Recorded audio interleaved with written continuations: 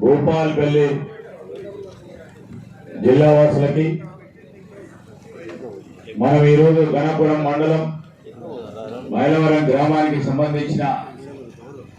గ్రామస్తులకి, నియోజకవర్గ ప్రజలకి, మరి ఇక్కడికి ఇచ్చేసిన మా పాత్రికేయ మిత్రులు, అధికారులు, మేమందరం కూడా మీ నాయకుడు, మీ ప్రియతమ నాయకుడు, మీ అభిమాన నాయకుడు, ఈ ప్రాంత శాసనసభ్యులు, మా సోదరులు గండ్ర సత్యనారాయణరావు గారి ఆధ్వర్యంలో జరుగుతూ ఉన్న ఈ కార్యక్రమానికి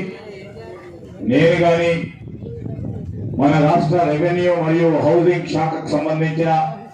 మంత్రివర్యులు పెద్దలు శ్రీనివాస్ రెడ్డి గారు, అదేవిధంగా మన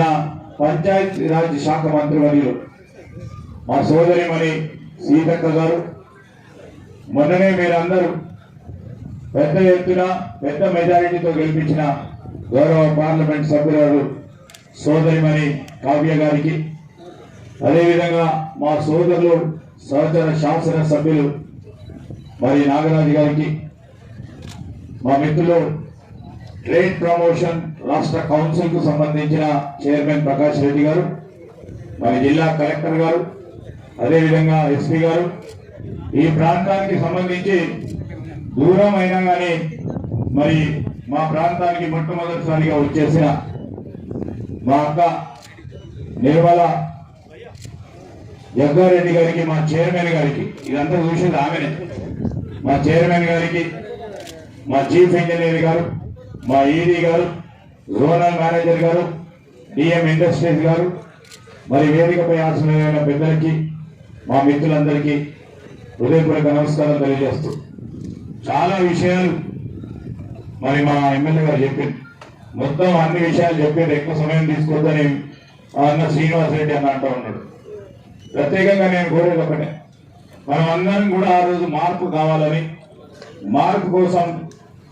ఎట్టి పరిస్థితుల్లో మార్పు తీసుకురావాలని చాలా మంది మా మిత్రులు ఇక్కడ చేసిన కృషి వల్ల ఇక్కడి నుంచి గండ్ర సత్యనారాయణరావు గారు కానీ నా ప్రాంతం నుంచి నన్ను ఈ ప్రజలందరూ ఎన్నిక కావడం జరిగింది. మొన్న జరిగిన పార్లమెంటు ఎన్నికల్లో మా సోదరిమణి కావ్య గారిని కూడా ఎన్నుకోవడం జరిగింది. ఒక బాధ్యతల భాగంగా ఎక్కడ కూడా విస్మరించకుండా 7 నెలల నుంచి ఈ ప్రభుత్వానికి సంబంధించి, మా ప్రభుత్వానికి సంబంధించి గౌరవ ముఖ్యమంత్రి రేవంత్ రెడ్డి గారి నాయకత్వంలో మేము, మా సహచర మంత్రివర్గ సోదరులందరూ కూడా మార్పు తీసుకొచ్చే ప్రయత్నంలో ఒక అడుగు తర్వాత ఒక అడుగు వేస్తా ఉన్నాం. ఆ క్రమంలోనే మీరు చూసే మొదటి 3 నెలలు ప్రభుత్వ యంత్రాంగాన్ని నడిపించే కార్యక్రమం చేస్తూ, మళ్ళా 3 నెలలు ఏమైంది,